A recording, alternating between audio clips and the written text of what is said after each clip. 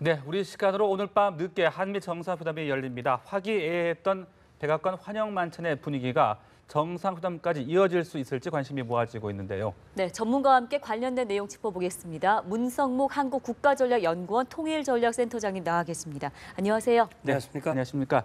자, 이제 잠시 후면 몇 시간 뒤면 한미 정상회담이 이제 시작이 될 텐데요. 그에 앞서 환영 만찬 상당히 좀 분위기가 화기애애했던 것 같습니다. 어떻게 예. 좀 보셨습니까? 예, 그렇습니다. 이제 대통령이 미국에 도착을 하면서 첫 번째 방문이 장진호 전투 이 참전 기념비에 헌화를 하는 곳이었는데 그곳에서 연설을 통해서 미국 국민들의 가슴을 울렸다. 특히 한국전 참전 해병대 참전 전후 가족들도 참 대통령에 대한 그런 호감을 갖게 되는 계기가 되는데 그것에 이어서 이제 백악관에서 공식 만찬을 가졌는데 네네. 방금 보도가 쭉 나왔습니다만 악수로부터 시작해서 서로가 서로를 칭찬해주고 축혀 세워주고 축하해주고 하는 그런 대통령의 언급들 그리고 이제 실제 원래 예정 시간보다 35분이라고 하는 시간을 훌쩍 넘길 정도로 네. 그런 정상회담이 이어졌고 네. 3층에서 가졌던 회담을 마치고 1층으로 내려왔다가 다시 올라가서 개인 공간인 이 두 공간을 공개를 했다는 거예요. 네네. 그래서 이것은 그만큼 정상회담, 이 공동 만찬의 분위기가 좋았다고 하는 것을 반증해주는 그런 모습이라고 볼 수 있거든요. 그래서 이 정상회담에 앞서서 공동 만찬을 통해서 서로의 마음을 열고 또 서로의 친분을 확인하고 이걸 통해서 이제 오늘 밤늦은 우리 시간으로 밤늦은 시간에 열리게 될 정상회담에도 그 분위기를 이어갈 가능성이 지금으로서는 매우 높다 이런 생각이 듭니다. 네. 네. 이번 정상회담에서 이제 제일 처음 관심이 모아졌던 부분이 트럼프 대통령의 악수 전략 아니었겠습니까? 그렇습니다. 우려했던 일은 없었어요. 뭐 무난하게 이제 이뤄졌던 평가인데 네. 첫 악수, 4초간의 악수 보시고 어떤 생각 드셨습니까? 이 악수를 한 번만 한 게 아니고 5번을 예. 악수를 했는데 그 첫 번째 악수가 이제 말씀하신 대로 4초간의 악수인데 네. 이렇게 악수가 주목을 받았다는 것은 그동안 트럼프 대통령이 여러 정상들과 만나서 악수할 때마다 그것이 늘 뉴스거리가 네. 됐었지 않습니까? 그렇습니다. 네. 그러니까 이를테면 아베 총리하고 할 때는 19초나 그냥 손도 안 놔주고 흔들었다든지 또 메르켈 총리하고는 악수를 아예 외면하고 하지 않아가지고 어색하게 했다든지 네네. 또 마크롱 대통령과는 서로 악수를 가지고 기싸움을 하면서 네. 서로 아프게 잡는 그런 모습이었는데 이번에는 4초간 그런 것도 없었고 오히려 트럼프 대통령은 나머지 손으로 어깨에 올려주 손을 톡톡거리고 그다음에 이제 우리 문재인 대통령은 또 이 팔목을 감싸는 서로 간의 따뜻한 우위와 정을 어떤 견제나 그런 어떤 이 의식을 나타내는 것이 아니라 네. 그런 모습을 보였다고 하는 자체가 굉장히 그 보기가 좋았던 것 같아요. 네네. 자, 이 만찬 자리에서 두 정상이 또 여러 가지 이야기를 나눈 것으로 전해지고 있는데 한미 동맹 강화라든지 뭐 북핵 문제, 또 무역 문제까지 이제 이런 의제들이 한미 정상회담에서 다뤄질 가능성이 높다 이렇게 볼 수 있겠죠. 그렇죠. 이번 정상회담에서는 물론 이제 두 분이 대통령이 된 후에 실제 만나는 건 처음이란 말이죠. 네. 어떻게 보면 상견례와 같은 성격을 가지고 있고 그렇기 때문에 이번 첫 만남에서 모든 문제들을 뭐 다 다루거나 네. 그것이 구체적으로 합의되거나 그런 자리는 분명히 아닙니다.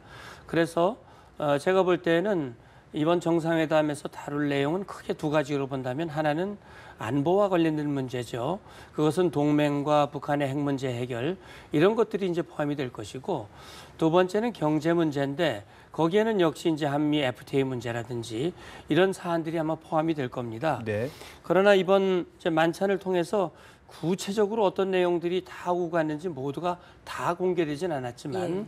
아무튼 이런 크게 이런 두 가지 문제들이 논의됐을 가능성이 있고 또 이 트럼프 대통령도 트위터를 통해서 그 내용을 밝혔다고 그래요. 네. 그래서 아무튼 여기서 다뤄준 것이 이제 오늘 밤늦게 이루어질 정상회담에서 논의가 될 것이고 그것이 공동 성명에 담겨질 것이고 또 실제 기자들 앞에서 소감을 발표하는 그런 형식으로 이어질 것으로 생각이 됩니다. 네. 네.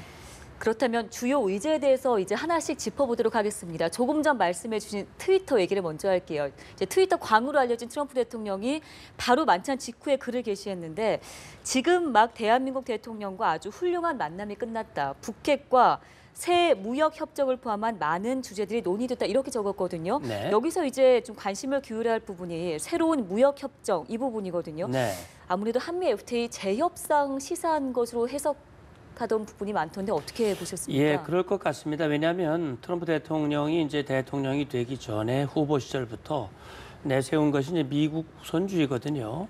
미국의 경제를 살리기 위해서 그동안 본인이 생각할 때 불공정하다고 느꼈던 그런 이 양자 간의 FTA라든지 다자 간의 FTA 이런 것들을 뭐 심하게 말하면은 정말 재앙이라고 표현할 정도로 얘기를 했고 실제 이제 대통령이 되고 나서 이 환태평양 그 나라들 간에 진행됐던 무역 협상을 아예 파기를 했고요. 네. 여러 다자 간의 협정들에 대해서도 재협상 가능성을 얘기를 했는데 네. 역시 이제 한미 간에도 이 FTA 문제가 이제 주요 관심이 되고 있죠. 그래서 이 트위터에 나온 그 표현 새로운 무역 협정이라는 게 그렇다면 FTA를 파기하고 모든 걸 처음부터 협상을 하려고 하는 것이냐? 제가 생각할 때는 아마 그런 것보다는 말씀하신 대로 그동안 합의됐던 것 중에 조금 미진하다고 하는 부분들 네. 또 환경이 좀 바뀌었으니까 바뀐 상황을 반영하기 위한 어떤 개정 쪽으로 갈 가능성이 좀 더 많지 않을까. 왜냐하면 실제 대화를 통해서 또 문재인 대통령도 FTA라는 것이 일방적인 이익을 주는 것이 아니고 서로에게 이익을 주는 것이기 때문에 네. 서로 불편한 부분이 있다면 투명하게 얘기를 하고 네. 그런 것들을 손질하는 정도라면 뭐 수용할 수 있지 않을까 하는 그런 어떤 예상을 해봅니다. 네. 그리고 사드 문제 말입니다. 문 대통령이 미리 좀 강조를 해놓긴 했어요. 사드 배치 번복에 대해서 의구심은 버려도 좋다. 이제 이렇게 말을 했는데 네. 그렇다면 한미 정상회담에서는 어떻게 사드 문제는 좀 무난하게 풀어나갈 수 있을지 별 충돌이 없을지 어떻게 보십니까? 글쎄요. 지금으로서는 뭐 단정할 수는 네. 없겠습니다만 이제 오늘 문 대통령이 상하원 주요 지도자들과 만난 자리가 있었죠. 네. 그 자리에서 이제 미국 의원들은 사드 배치 문제를 놓고 좀 혼선과 오해가 있었던 것이 사실이지요. 그러나 이제 우리 정부의 입장은 한미 동맹의 원칙에 따라서 기존 합의를 존중한다. 다만 국내법 절차가 필요하다는 얘기를 했고 미국도 한국 내에서 국내법 절차가 필요하다는 점에 대해서는 동의를 하지만 네. 여러 가지 위협을 고려했을 때 조속히 배치되기를 바란다. 이제 이런 입장이란 말이죠. 그래서 이 의원들도 아마 그런 질문을 한 것 같아요. 거기에 대해서 문재인 대통령이 사드 배치를 번복할 가능성에 대한 의구심은 가지지 않아도 좋다. 그러니까 네네. 번복을 하지 않겠다는 네. 거죠.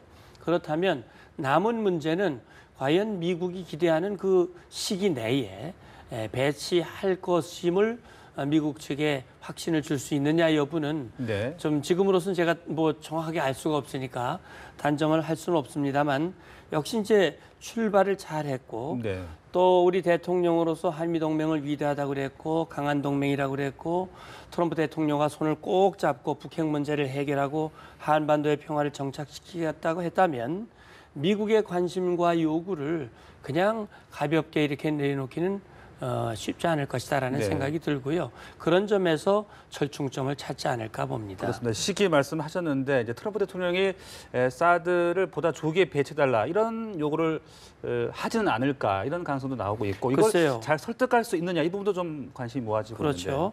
뭐 트럼프 대통령은 의회에서도 그렇게 강력히 요구를 했기 네. 때문에 아마 바람이 같을 거예요.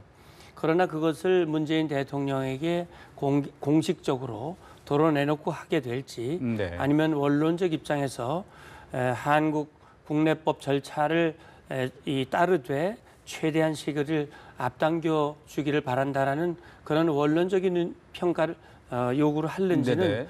정확히 알 수는 없겠습니다만 아마 그런 부분에 대해서 문 대통령이 우리의 입장을 충분히 이해하고 조치해 주기를 바란다. 뭐 그런 정도로 얘기를 할 가능성도 있고 네. 어쨌든 일단 회담이 끝나봐야 그 문제에 대한 결과도 우리가 정확히 알 수 있을 것 같은데 네. 역시 이제 사드라고 하는 것은 주한미군의 안전을 위해서 추진하고 있는 것이기 때문에 주한미군의 안전이 위태로운 상황이 된다고 한다면 그것은 우리가 한미동맹을 존중한다는 말과 다른 행동이 될 수 있기 때문에 그런 것들을 우리가 어떻게 조치하는지는 아마 미국이 또 지켜보지 않을까 생각됩니다. 네. 문재인 대통령이 북핵 문제와 관련해서는 이걸 해결한다면 역대 미국 대통령이 해결하지 못한 성과를 거두는 것이다. 이런 또 표현을 썼는데요. 네. 북핵 문제 해결을 위해서 이제 공조 필요성을 강조한 건데 여기에 트럼프 대통령이 어느 정도 화답할지 이 부분도 관심인데요. 제가 볼 때는요, 문재인 대통령이 이런 언급을 한 것은 트럼프 대통령이 많은 사안들 중에서도 북한 핵 문제를 가장 중요한 문제로 생각을 하고 가장 우선적으로 해결해야 할 과제로 그렇게 인식을 가지고 있고 그렇게 해나가고 있다고 하는 점에 대해서 평가를 하고 네. 그런 것들이 성공이 되기를 바라고 그건 결국 우리의 문제이기 때문에 그렇고 그것이 잘 성공이 돼 성공을 한다면 잘 된다면 정말 역사의 길에 남을 대통령 이번에 다 4년 단임으로 끝나는 것이 아니라 재선도 이어질 수 있는 그런 대통령이 될 수 있기를 바란다. 또 그런 점에서 한국과 미국이 함께하기를 바란다 하는 그런 의지가 담겨 있는 것이고 네. 그래서 그것은 또 달리 말하면 우리도 이 트럼프 대통령의 그런 강한 의지와 그런 시도와 노력이 성공할 수 있도록 함께하겠다고 하는 의지를 표현한 것으로 저는 생각이 됩니다. 네. 그런데 이 원별 사망 이후에 지금 미국 내 대북 여론이 좋지 않은 상황이거든요. 이것이 또 이번에 어떤 좀 변수가 될 수 있지는 않을까. 네. 대북 제재 쪽으로 좀 트럼프 대통령이 또 강조를 하지 않을까. 지금 이런 전망들도 나오고 있던데 어떻게 그렇죠. 보십니까? 지금 이제 미국의 입장은 그거죠. 북한이 국제사회가 요구하는 대로 비핵화를 전제로 한 대화의 자리에 나오도록 하는 것이 지금으로서는 추구하는 목표란 말이죠. 그래서 중국이 좀 제대로 역할을 해달라 요구를 하고 있는데 사실 중국의 조치에 대해서 미국이 좀 불만을 가지고 있어요. 네. 따라서 맥메스터 보좌관도 기자 인터뷰를 통해서 언급을 했지만 빠른 시간 내에 추가 조치가 이루어지는 것을 보게 될 것이다. 이런 얘기를 한 것은 말씀하신 대로 원비어의 사망과도 연관이 있습니다. 미국 국민의 정서가 굉장히 안 좋고요. 이런 북한의 불법적인 행위에 대해서 반드시 대가를 치르도록 하겠다라고 하는 그런 분명한 입장을 가지고 있기 때문에 북한이 미국과 국제사회, 대한민국의 요구를 무시할 경우 이렇게 이어질 가능성은 많지요. 그렇고 우리 정부도 북한의 비핵화를 유도하기 위한 대북 제재의 틀은 우리도 따르겠다고 얘기를 하고 있고 네. 우리도 유엔 회원국으로서 유엔의 결정과 결의를 따라야 할 의무가 있는 것이거든요. 그래서 이 부분에 대해서는 사실 뭐 어떤 이 입장 차가 있다기보다는 함께 한다고 보는 것인데 네. 이제 요는 우리 대통령께서는 제재를 하지만 동시에 대화도 필요하다라고 하는 것에 대해서 미국 정부가 어떻게 우리의 입장과 그런 취지에 공감을 하느냐 네. 이런 것도 이제 하나의 관심사라고 볼 수 있습니다. 네. 자, 앞선 만찬 회동이 앞서 이제 센터장님께서 얘기를 해주셨지만 친분을 쌓아가는 서로를 좀 알아가는 탐색전이었다면 이제 회담에서는 더욱더 구체적인 대화가 오갈 텐데요. 한미 정상회담 이후에 또 공동 언론 성명 발표도 있을 텐데 어떤 내용들이 담길까요? 예, 역시 이제 앞서도 말씀드렸습니다만은 크게 큰 틀에서 두 가지거든요. 한반도의 안보 문제와 경제 문제인데 안보 문제와 관련해서는 무엇보다 미국이 대한민국을 향한 확고한 그 방위 공약을 공고히 하겠다라고 하는 내용을 포함을 해서 역시 가장 큰 위협은 북한의 핵 문제이기 때문에 북한 핵 문제를 함께 공고히 해결해 나가고 지금 한미 동맹을 보다 위대한 동맹, 보다 강한 동맹으로 발전시키고자 하는 그런 의지들이 아마 하나하나 담겨질 것으로 생각이 되고요. 네. 역시 뭐 전시작전 통제권 문제라든지 기타 여러 가지 안보와 관련된 사안들이 있는데 그것이 구체적인 표현을 담길지 아니면 좀 두루뭉술이한 표현을 담길지는 현재로서 좀 두고 봐야 될 것 같고요. 네. 경제 문제에 대해서도 FTA 문제를 포함한 한미 간의 주요 경제 투자 문제라든지 현안 문제 그런 것들도 함께 공동 성명에 담겨질 것입니다.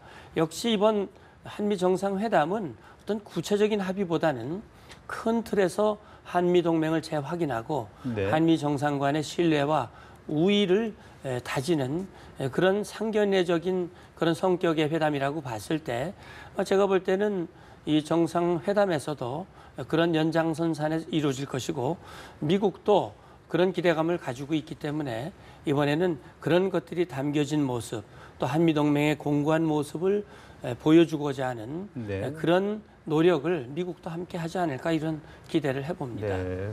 그 외에 한미 정상회담에서의 어떤 마지막 변수라든지 우리가 좀 지켜봐야 할 관전 포인트가 있다면 어떤 것들을 짚고 싶으세요? 예, 이제 물론 이 트럼프 대통령이 그동안 워낙 우리가 예측 불가한 그런 행동 또 발언 이런 것들을 네네. 하고 또 트위터를 많이 좋아하니까 네.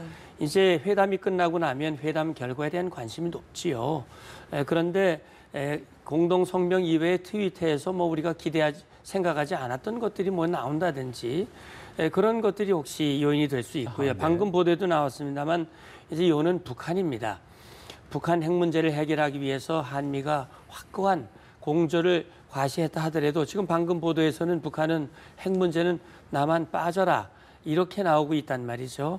역시 이제 한미 정상회담을 끝내고 좋은 합의가 이루어졌다 하더라도 그것이 구체화되고 현실화되는 과정에서는 여러 가지 생각지 않은 변수와 어려움들이 있을 수 있습니다.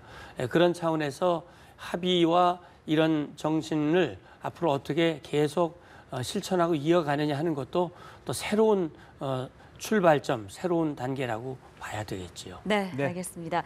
한미 정상회담 이제 우리 시간으로 오늘 밤 늦게 열리는데요. 두 정상은 공동 성명을 내고 공동 언론 발표를 하게 됩니다. 이제 어떤 내용들이 또 어떤 표현들이 담길지 관심 있게 지켜보겠습니다. 지금까지 문상묵 한국국가전략연구원 통일전략센터장님과 함께 이야기 나눠봤습니다. 고맙습니다. 고맙습니다. 감사합니다.